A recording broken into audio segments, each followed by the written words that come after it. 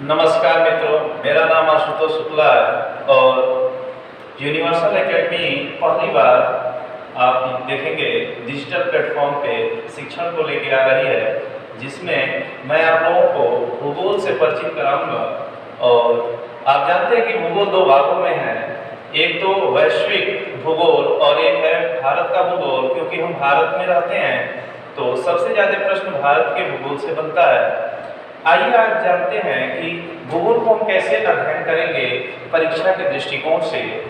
तो देखेंगे कि सबसे पहले भूगोल, और भूगोल में हमें पढ़ना है भारत का भूगोल। और भारत की भूगोल में आप देखेंगे सबसे पहले जो बात होती है वो होती है भारत की स्थिति एवं विस्तार को लेके।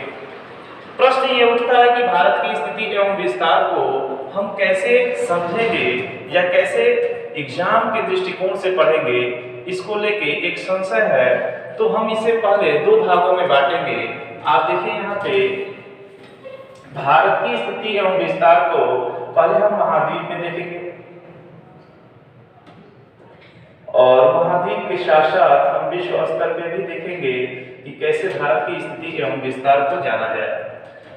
सबसे पहले हम बात करते हैं कि ये जो महाद्वीप आप देख रहे हैं पृथ्वी पे, इनकी उत्पत्ति कैसे हुई, कैसे इनको हम पृथ्वी पे देख सकते हैं, या वर्तमान समय में कितने महाद्वीप हैं और वर्तमान समय में हैं तो उनसे प्रश्न कैसे आएंगे करंट के दृष्टिकोण से। सबसे पहले बात करते हैं कि महाद्वीपों की कुल संख्या कितनी है। तो सामान्यतः हम जानते हैं कि महाद्वीपों की संख्या होती है 7, लेकिन वर्तमान परिप्रेक्ष्य में एक नए महाद्वीप की खोज की गई है जो भविष्य का 8वां महाद्वीप हो सकता है। उसका नाम है जीलैंडिया। उसका नाम है जीलैंडिया। और सबसे पहले तो हम देखेंगे कि महाद्वीप की उत्पत्ति कैसे हुई है। आज से लगभग 200 मिलियन वर्ष पूर्व आप देखेंगे कि पूरे पृथ्वी पे एक भूखंड हुआ करता था, और ये जो भूखंड है इसे हम पैंजिया के नाम से जानते थे। और इसी पैंजिया के चारों तरफ आप देखेंगे कि पूरा जो जल है इस पैंजिया को घेरे हुए है, और ये जो पैंजिया है इससे चारों तरफ जो घिरा हुआ जल है इसे हम पैंथालाशा कहते हैं। यानी पूरे पृथ्वी पे केवल एक भूखंड जिसे हम पैंजिया के नाम से जाने, और इसके चारों तरफ जो जल है इसे हमने पैंथालाशा नाम दिया। लगभग 150 मिलियन वर्ष पूर्व आप देखेंगे इसी पैंजिया में विखंडन होता है, और ये जो एक टुकड़ा है 2 टुकड़ों में विभाजित होता है। ये जो आप उत्तर के तरफ टुकड़ा देख रहे हैं, भूखंड देख रहे हैं, इसे हम अंगारा लैंड या लॉरेंसिया कहते हैं। और उसी के नीचे यानी दक्षिण में एक भूखंड है जिसे हम गोंडवाना लैंड कहते हैं। अब प्रश्न ये उठता है कि ये जो 7 महाद्वीप हैं, इन 7 महाद्वीप का संबंध कहीं ना कहीं अंगारा लैंड या गोंडवाना लैंड से होता है, जो आपके एग्जाम में सबसे ज्यादा पूछा जाता है।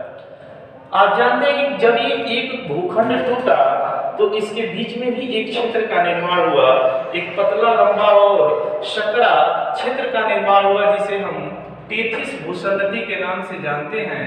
और आप देखिए कि जब इसके चारों तरफ जल है तो यही जल इसके आसपास के क्षेत्रों में भर गया, जिसे हम टेथिस महासागर कहते हैं। यानी दोनों भूखंड के बीच में एक टेथिस भूसंतति बना, और उसी में जो पतला लंबा और सकरा जल क्षेत्र है इसे टेथिस सागर कहा गया। आइए आगे देखते हैं कि अंगारा लैंड या गोंडवाना लैंड से कौन कौन से महाद्वीप का संबंध है।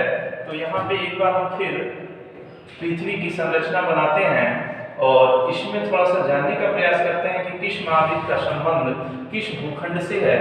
आप देखिए आगे चल के यही अंगारा लैंड या लॉरेंसिया 2 भागों में टूटता है, और कुछ इसके भाग इस तरह दिखाई देंगे आपको।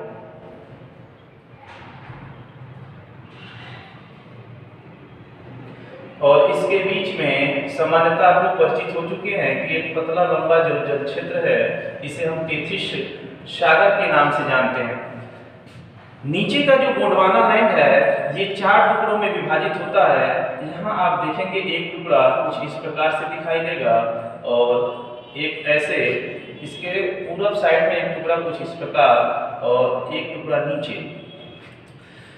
सामान्यतः सबसे पहले हम बात करेंगे कि अंगारा लैंड या लॉरेंसिया से कौन कौन सी महाद्वीपों की उत्पत्ति हुई। तो सबसे पहले एक टुकड़ा जो टूटा इसका नाम है उत्तरी अमेरिका महाद्वीप, उत्तरी अमेरिका महाद्वीप,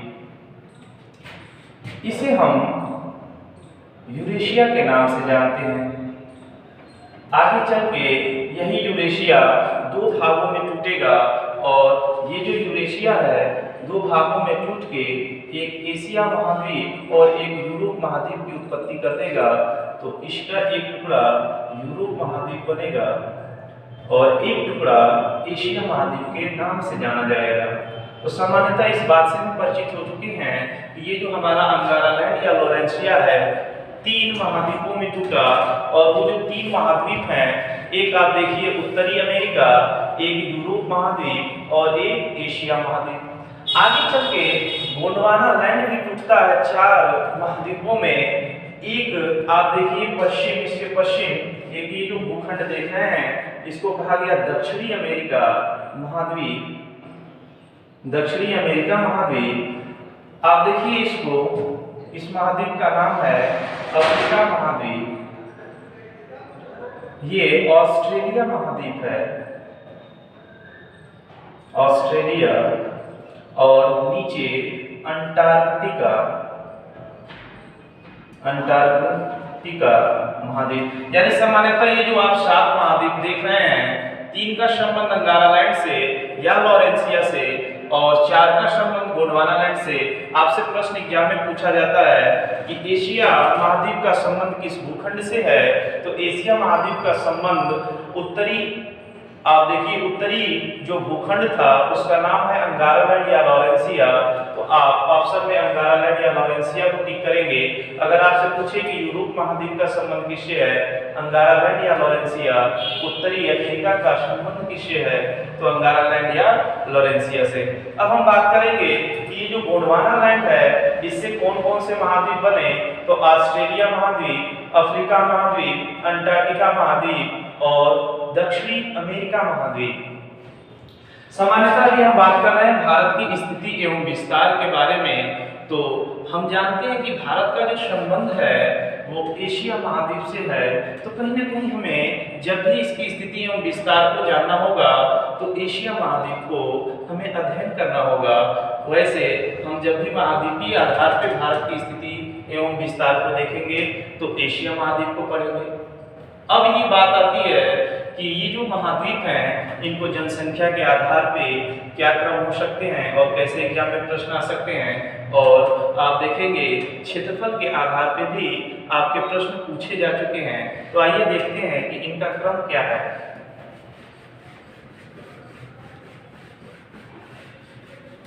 इनके क्रम को जानने के लिए और कैसे कैसे प्रश्न आते हैं उनको समझने के लिए एक प्रयास करिए आप लोग कि ऐसे चार्ट बना लीजिए। तो क्षेत्रफल के आधार पर पहले हम बात कर लेते हैं कि ये जो 7 महाद्वीप हैं इनके क्रम क्या है।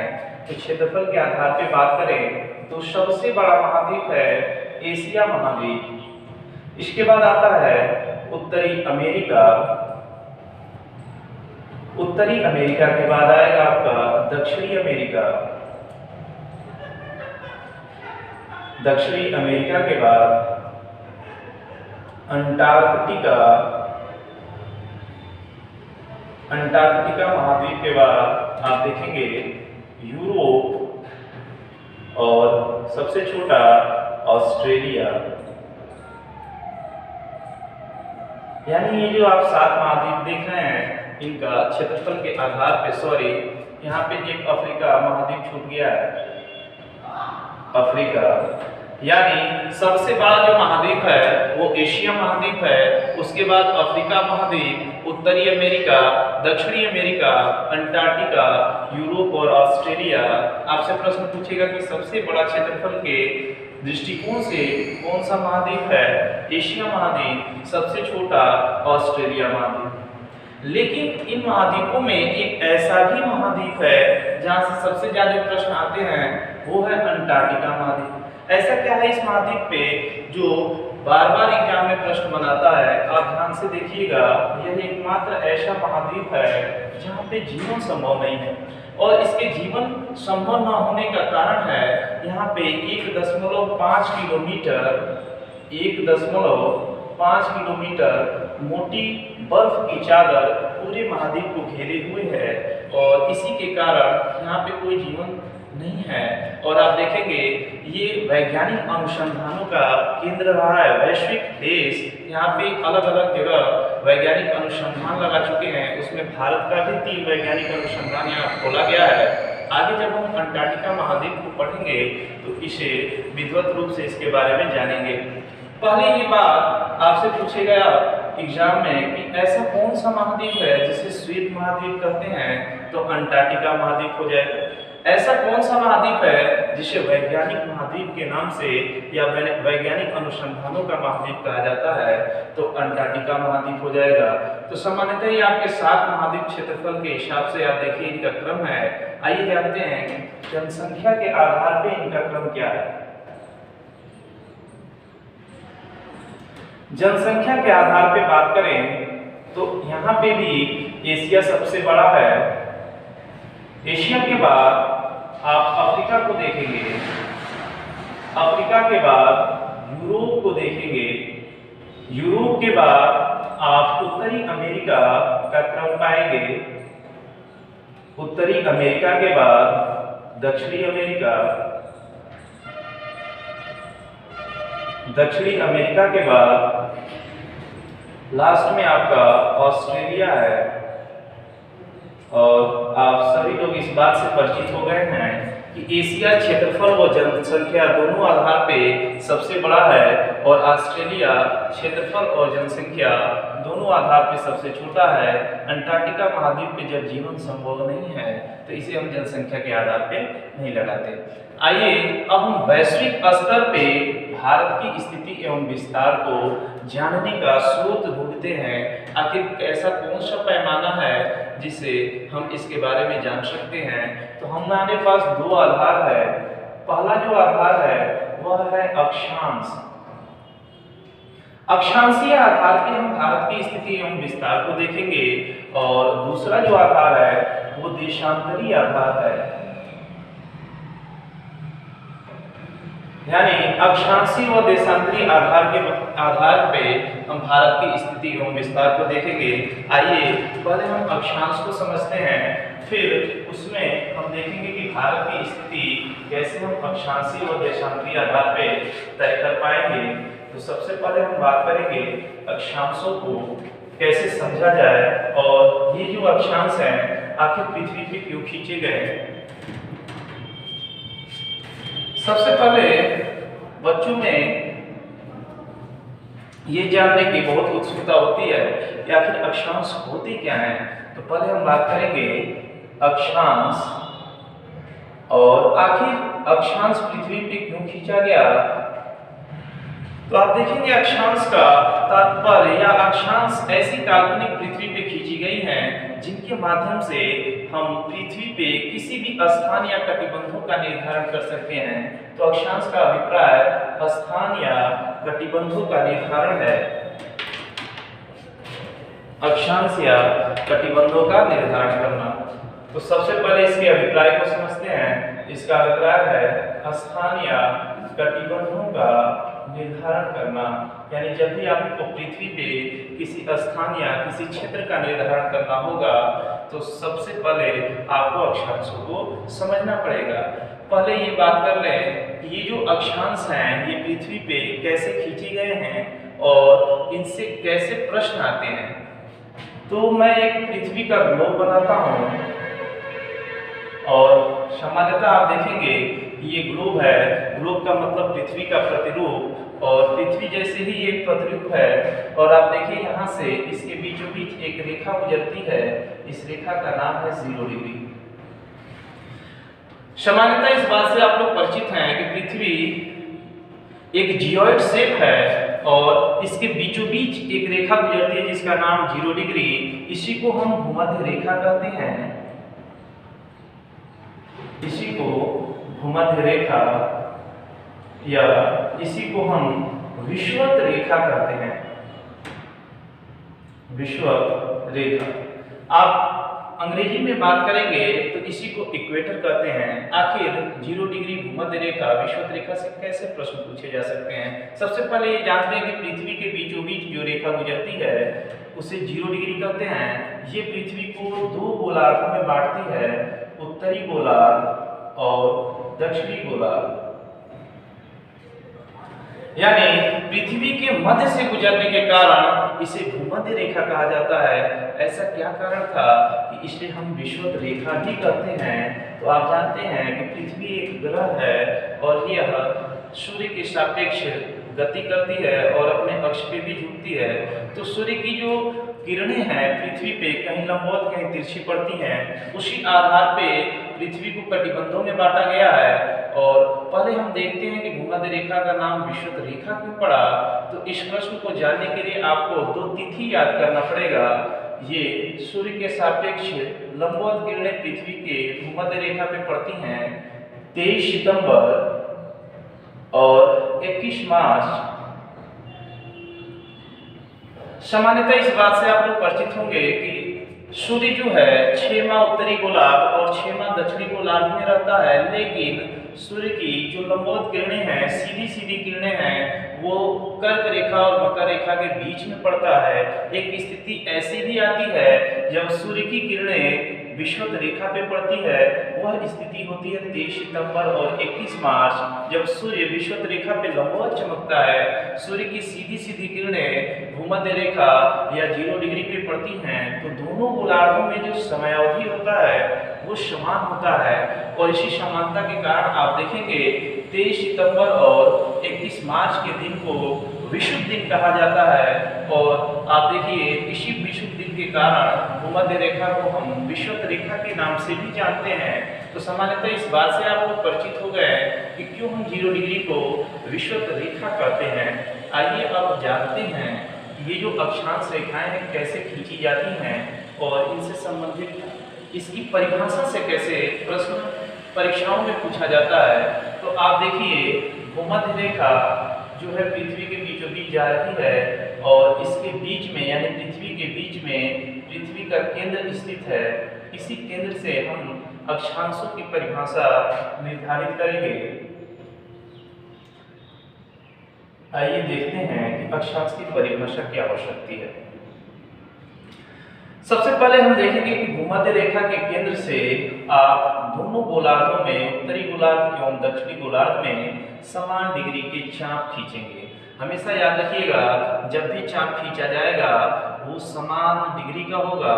जैसे अगर आप 1 डिग्री का चाप उत्तरी गोलार्ध में खींच रहे हैं तो दोनों तरफ आपका 1 डिग्री का होना चाहिए, जिससे आप केंद्र पे देखेंगे कि 1-1 डिग्री का कोण बन जाएगा।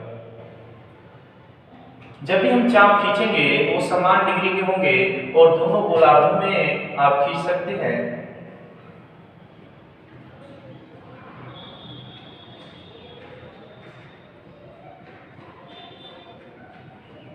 दोनों गोलार्धों में 1-1 डिग्री के चाप खींचेंगे। पहले मैं आपको बता दूं कि जब भी अक्षांश खींचा जाएगा उनसे संबंधित प्रश्नों में एक सबसे महत्वपूर्ण उनकी संख्याओं को लेके है। तो पहले आप समझिए कि अक्षांश बिंदु और रेखा में अंतर क्या है। अगर मैं यहाँ पे पॉइंट ए और पॉइंट बी 2 बिंदु को ले लूँ, बिंदु ए और बिंदु बी को, और जब हम इसे मिलाएंगे तो एक रेखा का निर्माण होता है जिसे लाइन ए बी या रेखा ए बी कहते हैं। तो आप सामान्यतः इस बात से परिचित हो गए हैं कि किसी भी रेखा को खींचने के लिए 2 बिंदु की आवश्यकता होती है और उसी आधार पे हम इसको परिभाषित करेंगे कि अक्षांश रेखाओं की संख्या कितनी है। तो सबसे पहले इसकी परिभाषा निकालते हैं। आप ऐसे ही 1 degree, 2 degree, 3 degree, 4 degree, 5 degree ऐसे करते करते आप दोनों तरफ आगे बढ़ेंगे और देखेंगे कि पूरे पृथ्वी पे ये जो काल्पनिक रेखाएं हैं इनकी बिंदुओं को निर्धारित किया जा सकता है। प्रश्न ये उठता है कि ये जो समान डिग्री के कोण आप देख रहे हैं, इन्हीं समान डिग्री के कोण को अगर आप मिलाएंगे तो एक रेखा का निर्माण होगा। जैसे आपने चाप दोनों तरफ लिया है उत्तरी गोलार्ध और दक्षिणी गोलार्ध में, और जब आप इसे मिलाएंगे तो एक रेखा का निर्माण होगा। थोड़ा सा आप देखिए, मैं फिर से इसे बना दे रहा हूं, समझिए इसको। यानी हमने देखा कि हम पृथ्वी के केंद्र से दोनों तरफ चाप लेंगे और दोनों तरफ समान डिग्री के चाप को जब आपस में मिलाएंगे तो एक रेखा का निर्माण होगा, क्योंकि दो बिंदुओं को जब हम आपस में मिलाते हैं तो एक रेखा बनती है और ये रेखा होगी 1 डिग्री। ऐसे ही आप दक्षिणी गोलार्ध में मिलाएंगे, जब मिलाएंगे तो एक रेखा का निर्माण होगा। अगर आपने 2 डिग्री के कोण स्थापित किए हैं तो ये बनेगा आपके 2 डिग्री का रेखा। अब हम बात करते हैं इसकी परिभाषा की। तो अक्षांश रेखा पृथ्वी पे खींची गई वो काल्पनिक रेखा है जो उत्तरी गोलार्ध और दक्षिणी गोलार्ध के कोणात्मक दूरी को प्रदर्शित करता है। आप देखिए, ऐसे ही अगर आप खींचेंगे तो जितने डिग्री का कोण खींचेंगे उतने डिग्री की आपको रेखा दोनों गोलार्धों में दिखाई देगी। तो अक्षांश रेखाएं पृथ्वी पे खींची गई वो काल्पनिक रेखाएं हैं जो उत्तर से दक्षिण की कोणात्मक दूरी को प्रदर्शित करती हैं, तथा सबसे महत्वपूर्ण चीज तथा विषुवत रेखा के समानांतर या 0 डिग्री या भूमध्य रेखा के समानांतर आप देखेंगे पूरब से पश्चिम दिशा में खींची जाती हैं। ये जो रेखाएं होती हैं पूरब से पश्चिम दिशा में विषुवत रेखा के समानांतर होती हैं। और आपसे एग्जाम में 2 प्रश्न पूछा जाता है कि अक्षांश रेखाएं होती हैं, तो अक्षांश रेखाएं आपके ऑप्शन में मिलेगा उत्तर से दक्षिण की कोणात्मक दूरी। और जब भी पूछे कि अक्षांश रेखाएं किसके समानांतर होती हैं, तो अक्षांश रेखाएं आप देखेंगे विषुवत रेखा के समानांतर, भूमध्य रेखा के समानांतर या 0 डिग्री के समानांतर होंगी। और ये रेखाएं कभी आपस में नहीं मिलेंगी, क्योंकि आप देखेंगे कि समानांतर रेखाएं वो रेखाएं होती हैं जो आपस में कभी इंटरसेक्ट या कभी आपस में एक दूसरे को काटती नहीं है। ये रेखाएं कभी नहीं मिलेंगी। यानी विषुवत रेखा से जो भी अक्षांश रेखाएं उत्तरी गोलार्ध और दक्षिणी गोलार्ध में खींची जाएंगी वो आपस में कभी नहीं मिलेंगी। तो परिभाषा ये निकला कि अक्षांश रेखाएं पृथ्वी पे वो काल्पनिक रेखाएं हैं जो उत्तर से दक्षिण की कोणात्मक दूरी तथा विषुवत रेखा के समानांतर पूर्व से पश्चिम दिशा में खींची जाती हैं। प्रश्न ये उठता है कि आखिर पृथ्वी पे कुल कितने अक्षांश हैं तथा कुल कितने अक्षांश रेखाएं खींचे जा सकते हैं। तो इसको समझने के लिए एक बार फिर आप इस डायग्राम को देखेंगे कि पृथ्वी के बीचों बीच एक 0 डिग्री है और ऐसे ही आप पृथ्वी पे लेटी लेटी रेखाएं जो विषुवत रेखा के समानांतर हैं दोनों गोलार्धों में खींचेंगे। और आप जानते हैं कि पृथ्वी के ऊपर एक 90 डिग्री नॉर्थ पोल यानी उत्तरी ध्रुव है। और ऐसे ही जब आप दक्षिणी गोलार्ध में आएंगे, दक्षिणी गोलार्ध में आप देखेंगे 90 डिग्री तक जाएंगे और ये है आपका साउथ पोल यानी दक्षिणी ध्रुव। 0 डिग्री से 90 डिग्री तक उत्तरी ध्रुव और आप देखेंगे 0 डिग्री से नीचे 90 डिग्री तक दक्षिणी ध्रुव। अब बात होता है एग्जाम के दृष्टिकोण से प्रश्नों की कि अक्षांशों की संख्या कितनी है। तो अक्षांशों की संख्या आप देखेंगे कि 0 डिग्री से ऊपर 1 डिग्री 2 डिग्री 3 डिग्री ऐसे करते करते 90 डिग्री तक आप उत्तरी ध्रुव तक जाएंगे। और आप देखिए 90 डिग्री तक दक्षिणी ध्रुव तक, प्लस हमारे पास एक 0 डिग्री भी है जो पृथ्वी का सबसे बड़ा व्यास है, पृथ्वी के बीचों बीच गुजरती है। यानी अगर कुल देखें तो अक्षांशों की संख्या हमारे पास 90 90 प्लस 0 181 सामने आता है। जब भी पूछे आपसे एग्जाम में कि अक्षांशों की संख्या या अक्षांश बिंदुओं की संख्या पृथ्वी पे कितनी है तो 181 माना जाता है। लेकिन जब भी आपसे प्रश्न में ये पूछे कि अक्षांश रेखाओं की संख्या कितनी है, अक्षांश रेखा कितने हैं पृथ्वी पे, तो याद रखिएगा यह माना जाता है कि उत्तरी ध्रुव और दक्षिणी ध्रुव पे केवल एक बिंदु का निर्माण होता है, रेखा का निर्माण नहीं होता। तो आप देखेंगे उत्तरी ध्रुव और दक्षिणी ध्रुव को जब हम अक्षांशों से घटा देते हैं यानी 181 में से उत्तरी ध्रुव और दक्षिणी ध्रुव को घटाएंगे तो हम 2 को घटा देंगे तो 179 आपकी रेखाएं आ जाएंगी। तो जब भी आपके प्रश्न में ये बात आए कि अक्षांश रेखाओं की संख्या कितनी है, तो 179 या 179 रेखाएं पूरे पृथ्वी पे खींची गई हैं। तो सामान्यतः इस बात को आप जान चुके हैं कि पृथ्वी पे खींची गई काल्पनिक रेखाएं जो उत्तर से दक्षिण की कोणात्मक दूरी तथा विषुवत रेखा के समानांतर खींची गई पूर्व से पश्चिम में, ये जो आप देख रहे हैं ये अक्षांश रेखाएं हैं। और पृथ्वी पे कुल अक्षांशों की जो संख्या 181 निर्धारित की गई है और रेखाओं की संख्या 179 या 179 रेखाएं खींची गई हैं। प्रश्न ये आता है कि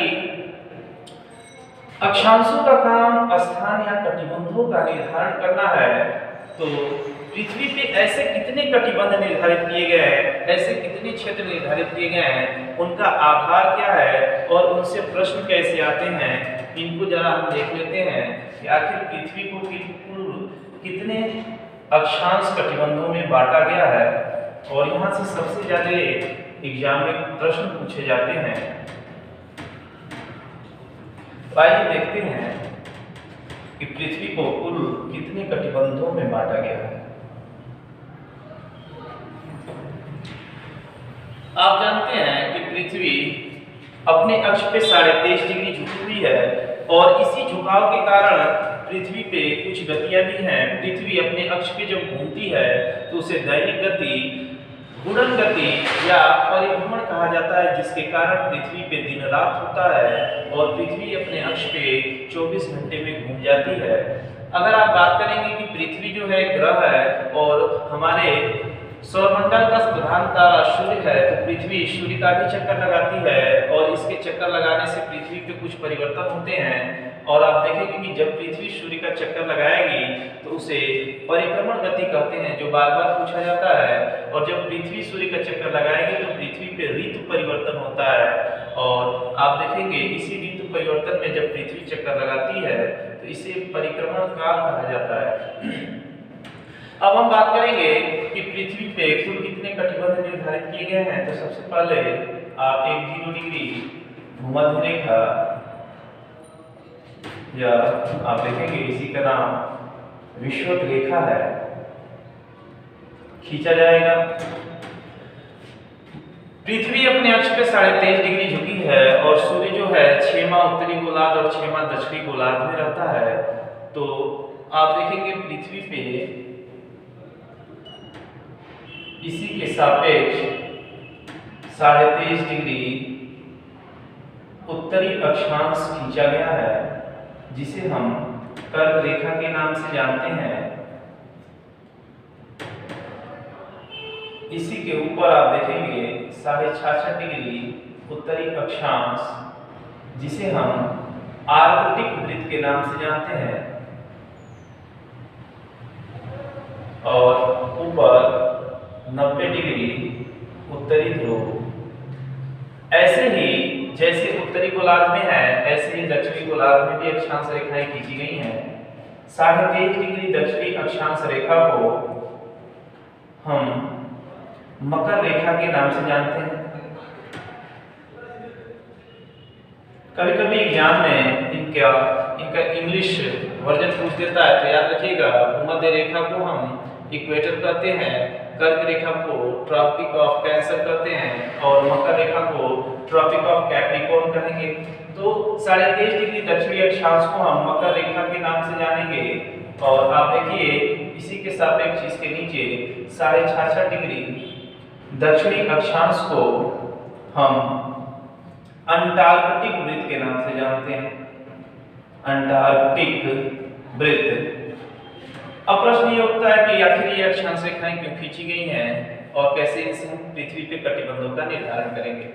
तो 6वां सूर्य उत्तरी गोलार्ध और 6वां सूर्य दक्षिणी गोलार्ध में रहता है, लेकिन आप देखेंगे कि सूर्य का जो वर्ष भर लंबवत किरणें या सूर्य की जो सीधी सीधी किरणें पृथ्वी में पड़ती हैं वो कर्क रेखा और मकर रेखा के बीच में पड़ती हैं, जिनकी तिथि से प्रश्न बनता है। तो याद रखिएगा 21 जून को सूर्य आप देखेंगे कर्क रेखा पे लंबवत यानी कर्क रेखा पे सीधी सीधी किरणें पड़ती हैं।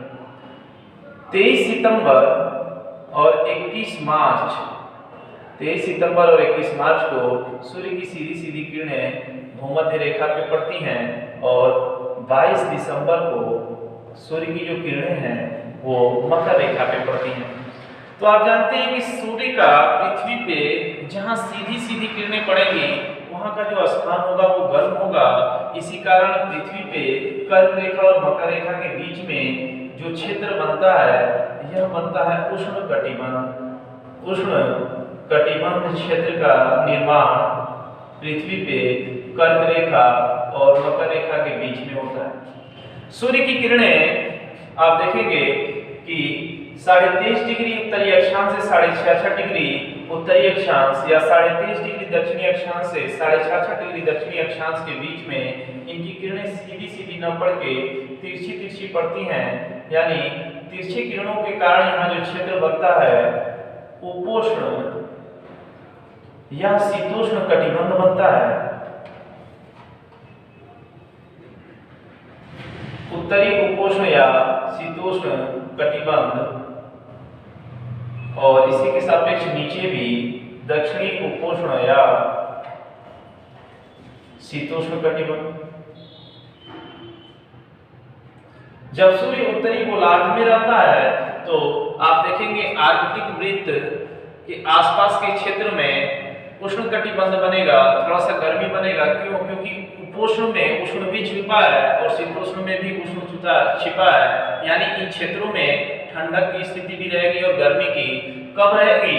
जब सूर्य उत्तरी गोलार्ध में रहेगा तो यहाँ पे सामान्यतः आप देखेंगे थोड़ा बहुत उष्ण कटिबंध क्षेत्र का निर्माण होता है। जैसे ही सूर्य दक्षिण गोलार्ध में आएगा यहाँ पे आप देखेंगे शीत कटिबंध का निर्माण हो जाएगा, थोड़ा ठंडक पड़ेगा। लेकिन अगर आप ध्रुवों की बात करेंगे तो ध्रुवों पे सूर्य की किरणें बहुत कम पहुंचती हैं और बहुत कम पहुंचने के कारण यहाँ देखेंगे शीत कटिबंध का निर्माण होगा। शीत कटिबंध, उत्तरी शीत कटिबंध और दक्षिणी शीत कटिबंध का निर्माण होगा। अब हम सामान्यतः देख लिए कि पूरे पृथ्वी पे कुल कितने कटिबंध हैं। यानी सूर्य के लंबवत किरणों के आधार पे हमने क्या किया, पृथ्वी को क्षेत्रों में बांट दिया।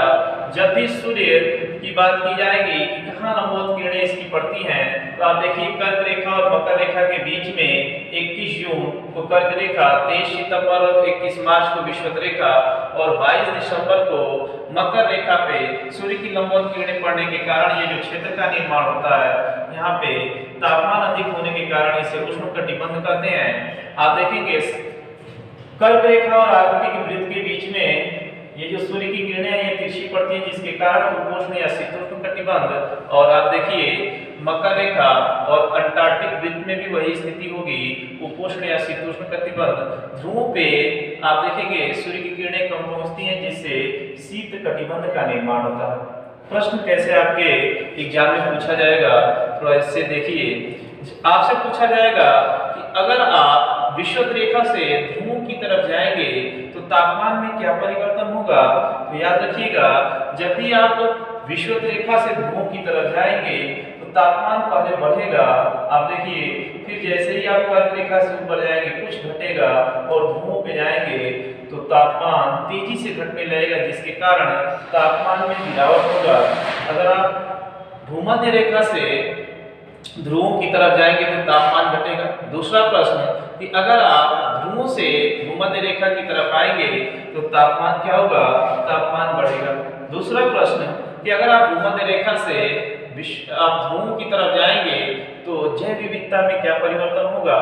तो याद रखिएगा जहाँ पे अत्यधिक तापमान होता है अगर वहाँ पे जलाशय भी हो, जल का भंडार हो तो आसपास के क्षेत्रों में सबसे अधिक वर्षा होती है और सबसे अधिक वर्षा होने के कारण वहाँ पे आप देखेंगे विभिन्न प्रकार के जीव जंतु वनस्पतियों का निर्माण होता है। तो जहाँ पे विभिन्न प्रकार के जंतु वनस्पति होंगे वहाँ पे जैव विविधता सबसे अधिक पाई जाएगी। तो अगर आप 0 डिग्री से 90 डिग्री ऊपर जाएंगे तो आप देखेंगे कि बायोडायवर्सिटी यानी जैव विविधता में कमी आएगी। लेकिन अगर ध्रुवों से विषुवत रेखा पे आएंगे तो बायोडायवर्सिटी में तेजी से वृद्धि होगा। तो ये दो प्रश्न आपके कटिबंध से एग्जाम में पूछे जाते हैं। सबसे बड़ा प्रश्न अक्षांशों से पूछा जाता है कि दो अक्षांशों के बीच, दो क्रमागत अक्षांशों के बीच आप देखेंगे पूरे पृथ्वी पे, यहाँ पे देख लें, पूरे पृथ्वी पे हमने देखा कि जो लेटी रेखाएं हैं ये अक्षांश रेखाएं कहलाती हैं, और हमने इनकी संख्याओं को देखा और अक्षांशों को देखा। और भी प्रश्न इससे बनता है, जैसे दो क्रमागत, जैसे मान लीजिए कि 1 डिग्री और 2 डिग्री क्रमागत जो अक्षांश है इसके बीच का जो क्षेत्र है इसे क्या कहते हैं, तो इसे कटिबंध या जून कहते हैं। एक प्रश्न और बनता है कि जब ये क्षेत्र बना है तो इनके बीच दूरी भी होगी, तो इनके बीच जो दूरी होती है वो कितनी होती है, तो वैसे 111.12 किलोमीटर होती है, लेकिन हम याद करते हैं कि लगभग 111 किलोमीटर है। आज के लिए इतना ही, आगे हम इसके आगे देशांतरों पे बात करेंगे नेक्स्ट क्लास में। धन्यवाद।